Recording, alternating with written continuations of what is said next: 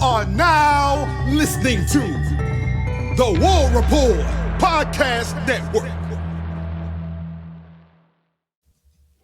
Week 1 against Temple is now in the books, and we're looking forward to Houston. We're going to talk about it and much more here on the Sooner Spotlight.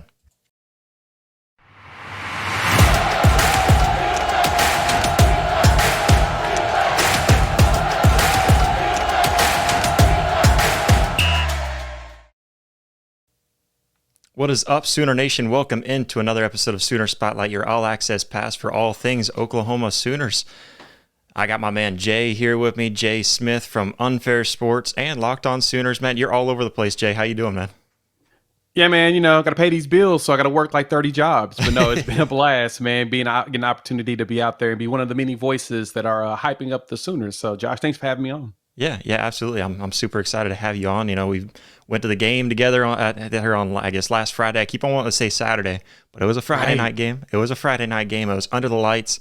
It was an amazing atmosphere, man. For one, just first kind of talk about your first time being in an SEC environment there in Norman. I don't know about you, but it felt different. Even against Temple, it felt different than games past. Yeah, special shout out to the fans, the Oklahoma Sooner fans, you watching, you listening, and all of that. You did a really good job of showing up and showing out, right? First game on a Friday in a long time, and the tailgating was busy. There was people everywhere. Even with it being hot, fans were all over the place. You got a lot of fans, going to the game. But the thing is everything was set up so early, around 3 o'clock, and you saw everybody out there, which that makes me proud. I love to see and hear that, see Sooner fans being out there like that, because that's what needs to be done. If you want to have an SEC environment, you need to show up for everything, because SEC fans do. Just keep in mind, when they start infiltrating the state starting the end of September, y'all saw how Tennessee fans was back in 2016. They're going to be showing up like crazy. So you need to be prepared by owning your stake in the ground and letting people know that football matters more than work here in this state. Yeah, absolutely, man. It was crazy to see, like you said, it being a Friday night, and I got down there around 2 o'clock. That was 4 hours before game time, and you could already barely walk through the streets. And then the marching band comes down. It got even more packed then because everybody's flooding over there. And then you and I stood in line for how long just to get a hot dog over at one of the tailgates. So yeah, it was a crazy atmosphere, I think, just looking at it. And you could tell a lot of it was just the university trying to up the game day experience and trying to get that environment to feel like an SEC environment even more so than it already did. I think we tuned just right in. I think we fit right in with the rest of the SEC, even more so now that they added some extra things. But yeah, the game was electric. Obviously, we got to see 84 different dudes on the field, and that was a lot of fun.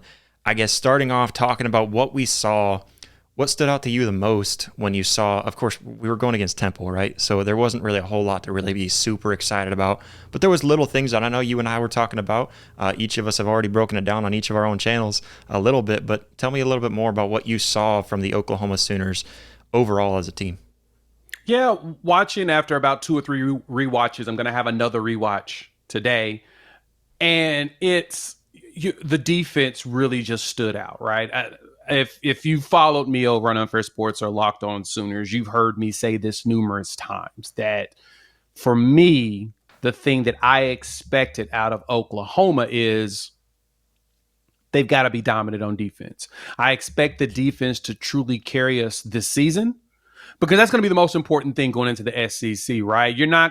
We have the luck of seeing a lot of the more prolific offenses. And our goal should not be to go out there and outscore them. Our goal is to go out there and shut them down and then score on them, right? And the Temple game was a great example, especially because we was able to go into our 3 deep and a little bit of the 4 deep.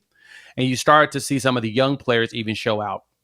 My favorite one is Marcus Strong. He's one player that we got late in the cycle of, 2022, 2023 cycle, the 2023 class. He was one of the late guys we brought in. And what was cool about him is he got in there for 3 snaps and got 2 sacks, right? He took advantage of the opportunity on the field. And so he's 299 pounds. We need more 300-pounders. And so he's showing that, okay, I'm going to get myself to the size and weight and still maintain speed and the strength needed to be a force. And by doing that in the moments he got in there, backups or not, he went in there and got 3 plays and got 2 sacks. That's all you need to see out of a player to know, okay, his motor's there. Let's see what he can do now. Yeah, absolutely. That was one guy. I know you, me, and Coop were all talking, man. Like every time we would see, we saw. Why am I drawing a blank? Kendall Doby. I kept on wanting to say Colby for some reason on my brain, but Kendall Doby. Every time he steps out on that field, I was talking about it beforehand when I saw all of a sudden he's put in at the cheater role. Man, this guy is going to be fun to watch. And sure enough, man, he was in the backfield every play. Every play that he rushed anyways, he was in the backfield, almost had several sacks. And then the one that I know you and I were talking about nonstop was just, I could not stop laughing and out of joy. Out of him getting so ticked off that he didn't get an interception, turns around, doesn't even know that he's got the interception. And you could tell, man, he was over there and all of a sudden, oh, wait, we got the ball? Oh, sweet. I'm happy. Let's do it. But just that desire to get the ball. He was losing his mind. He was. And I was cracking up. I'm like, hey, man, you got the play. You did what you were supposed to do. You broke it up. You slapped it out of his hand and got it up in the air. But he was so mad. But I loved it. It was my favorite thing that his emotions kicked. I think the only thing that I could be critical of it, just to be fair on all sides of this. The only thing I would criticize is that, bro, you knock the ball in the air. You got to find where the ball is. Don't get mad because, you didn't get it. Find the ball so you can make sure that you didn't, create a longer play, right? You didn't tip it into the opposition's hands. But no, it was funny just seeing him really lose it, knowing that he tipped it, but he didn't get the interception. And BV mentioned in his presser that, no, he's not that good of a teammate. For him to be excited for his teammates like that as a good little gag and joke and stab at our guy, Kendall Doby. Yeah. I mean, it's definitely a criticism to give, just because, hey, you got to know where it's at. Ultimately, you got to know where it's at. I mean, if the other team got the ball, not only that, but like he could have turned around and got a block. Who knows?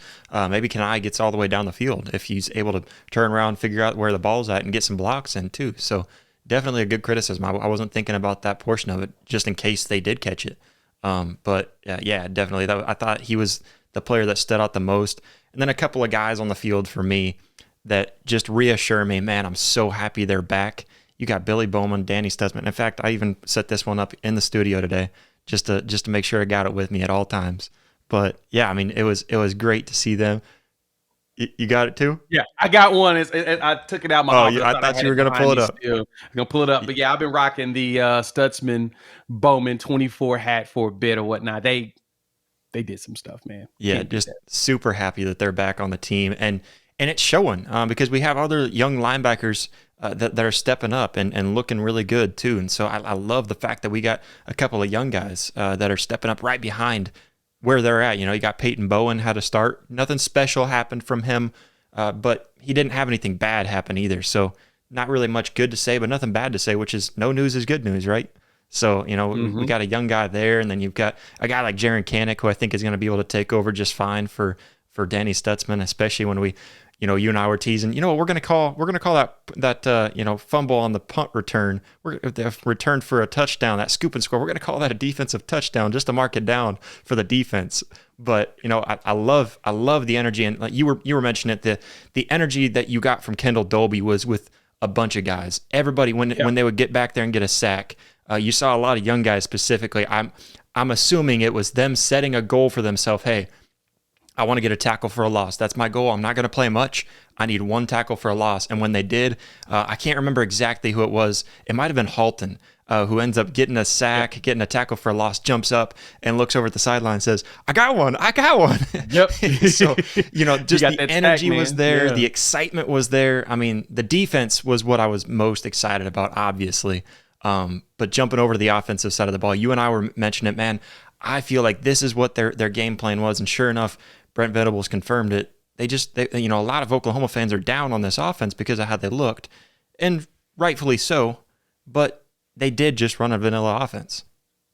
Yeah, you could tell that it was 100% scripted, and Venables mentioned it after the game in his presser, and that was the thing that frustrated me. It was like, okay, I could tell that it was scripted.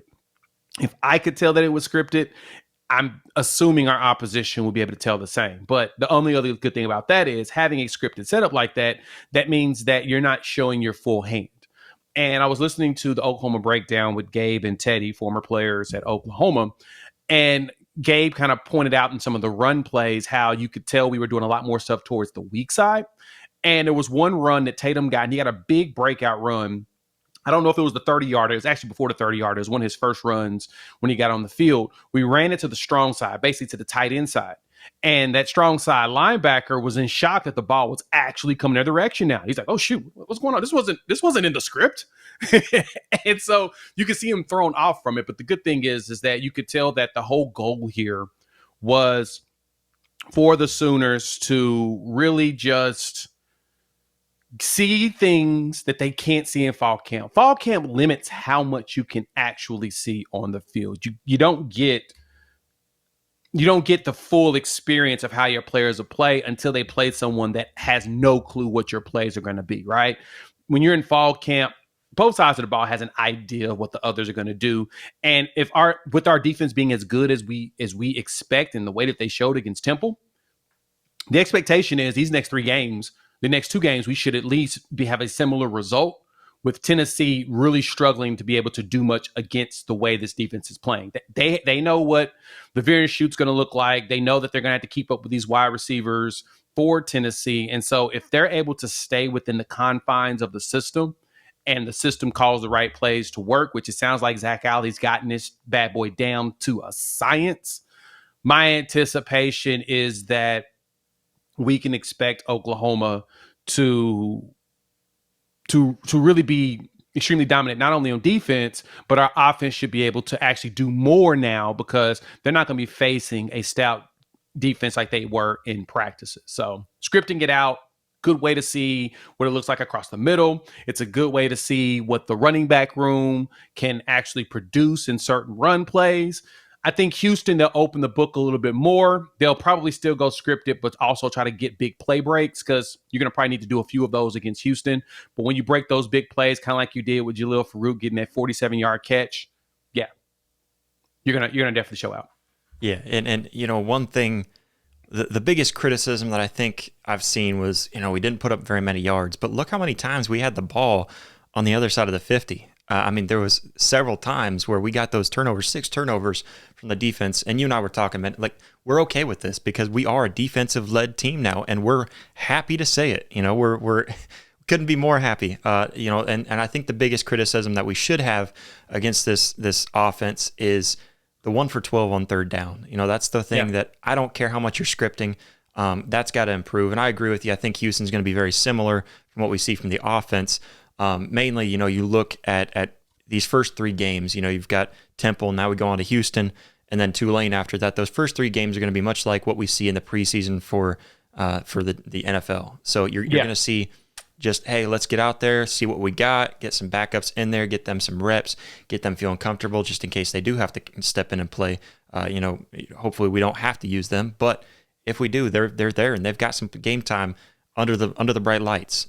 So I think that's going to be very similar to what we see, like you said, just kind of working that almost like a preseason in these first 3 games. But going on to Houston, obviously we're done with Temple. We can sit there and be happy about how we performed all we want. But what do we want to see from this team going forward? Is there anything that you'd like to see different from what we saw against Temple? Obviously, probably a little bit different game plan, a little more out of the playbook. But is there anything specific that you're looking for against Houston?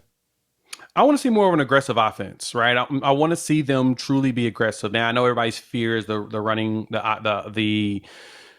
everyone has fears about the offensive line, and I'm not at that point, right? When you go back and rewatch it, they didn't really play as bad as everybody thought. And Spencer Brown had his struggles. I've also saw him do a good few snatches and pancakes.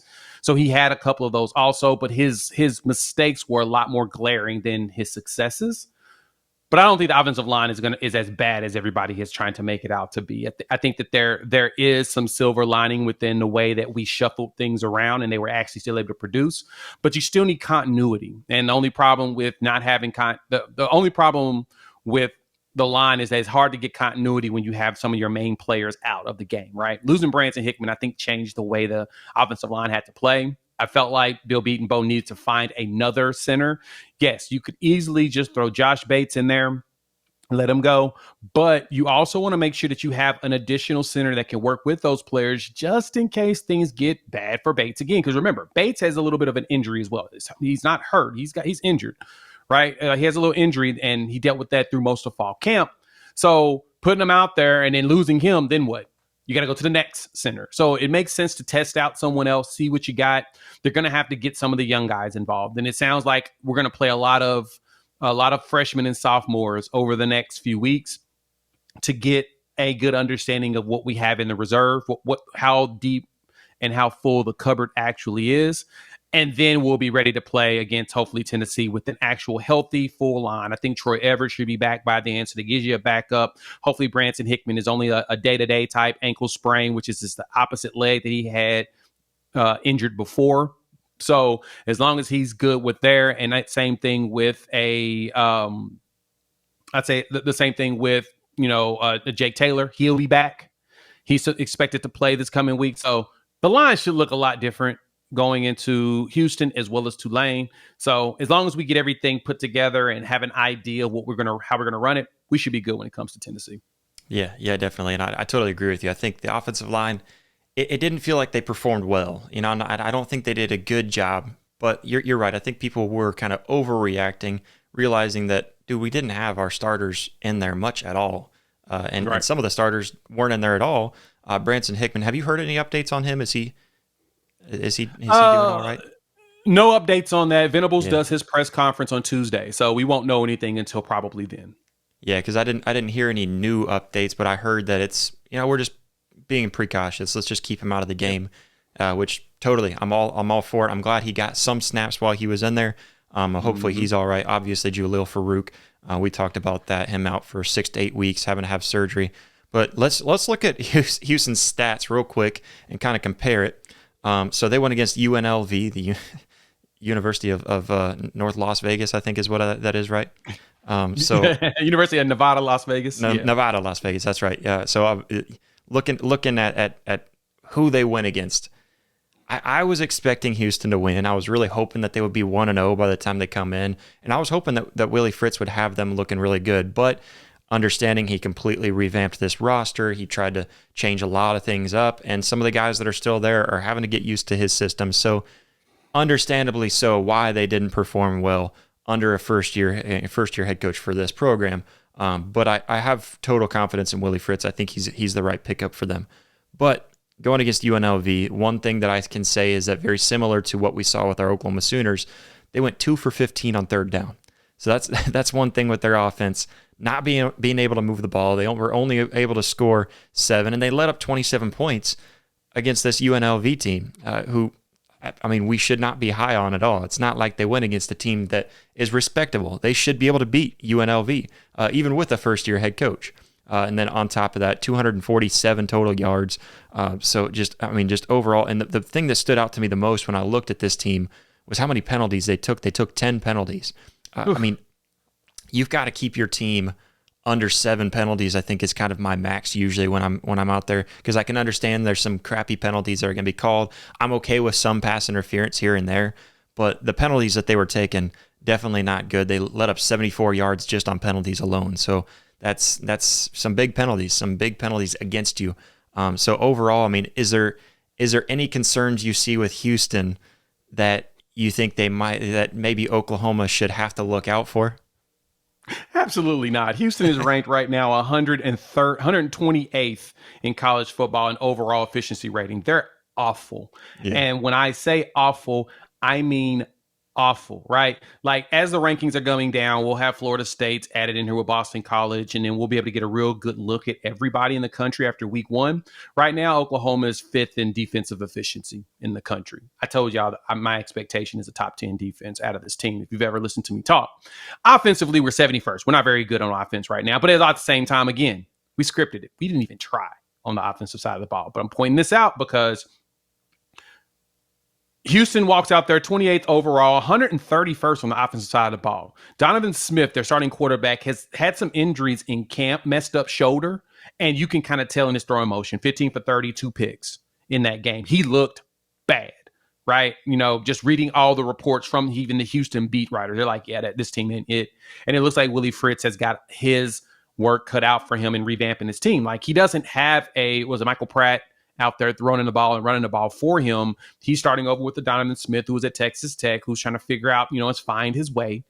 But he was not good whatsoever in this game. And so because of that, the expectation with this team, no, they're not going to be very good at all. Donovan Smith was okay last season, right? I mean, he was decent and leading, but if he's injured, like seriously, at his size, if he's injured, he's not going to be very effective against us. UNLV held them in the run game in a very, very bad way. Like, UNLV didn't blow up this game until the third quarter. And in this game, Houston had 38 yards rushing, and they gave up almost 200. Yeah. So UNLV didn't even have to pass the ball. 113 yards passing. They were bad on the pass game. They didn't have to. They just ran it down their throat and controlled the time of possession, which was only about 3 minutes. They just made Houston do what they wanted to. So for us, if we just control the line of scrimmage on both sides of the ball, we should be able to blow. This should be another 51 to something win, right? Right now, the spread is 27.5. It may go up closer to 30 by game time. Yeah. I mean, I'm totally expecting. I'm expecting that, and I'm also expecting the Sooners again to cover the spread. So if anybody wants me to take their money again, like we saw last weekend, my inbox is open. I will take your money if you do not believe Oklahoma can cover that spread.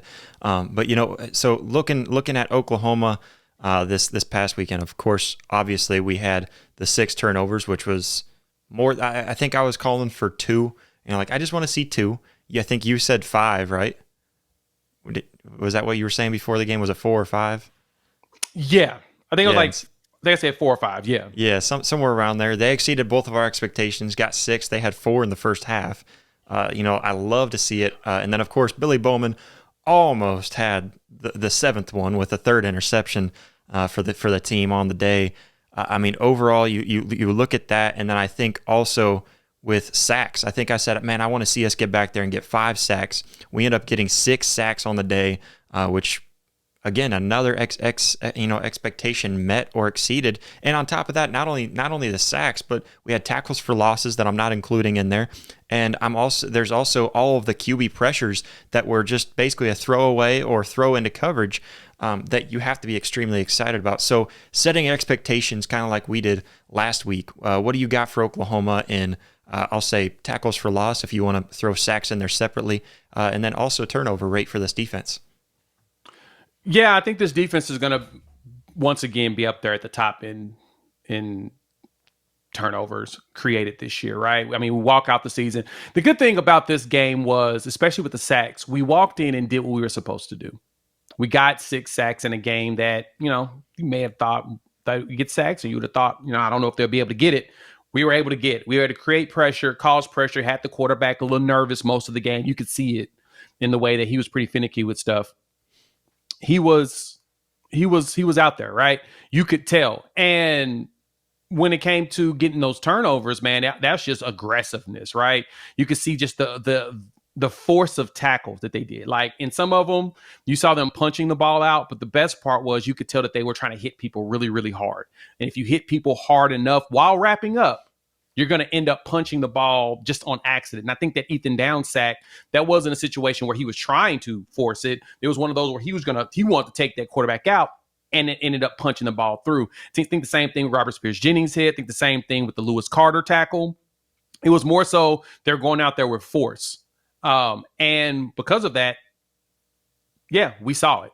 We got to get all of the turnovers that we were hoping for. Like I said, I was hoping for like 5, and we got 6. And so I think that we'll see a lot of that going on this coming season going forward. Yeah, absolutely. I think what I'm hoping for is kind of similar to what I saw last week. And I think setting my expectation, I'm going to raise my turnovers because I saw so many. I might put that line right at 4.5. If we can get 4 or 5, I'm feeling pretty good about that. Because I don't expect 6 every game, even if it is Houston. I'm not expecting 6 every game. That's okay. I'll take 4.